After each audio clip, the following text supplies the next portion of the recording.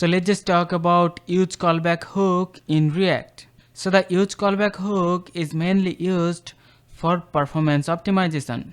So the use callback hook takes two parameters.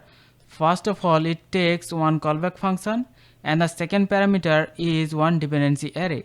So the use callback hook will return one memoized version of that callback function, and whenever any of the dependency changes, then only the callback function will be recreated. Otherwise, the same callback function will be used multiple times, and this way we can optimize the performance of our application. So here you can see we have one counter.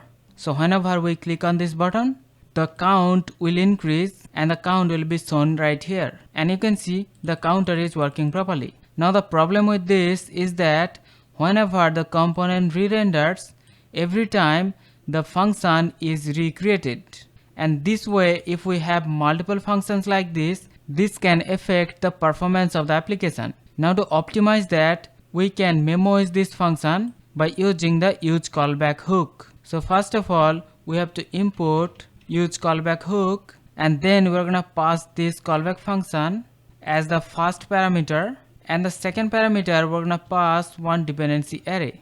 And now you can see our counter is working the same, but now because we are using the memoized function, so on every render the function will not be recreated, so which will greatly improve the performance of the application. And also we can increase the count value by a step size. So let's now create one state step, and the initial value will be 0. Now we're gonna use one input field to take the step size as input. So here is our input field which takes the step size. Now because our memoized function depends on this step size, so we must include the step in the dependency array. Now every time the step size changes, then only our callback function will be recreated. Otherwise we're gonna use the same old memoized function. So here we're gonna print increase by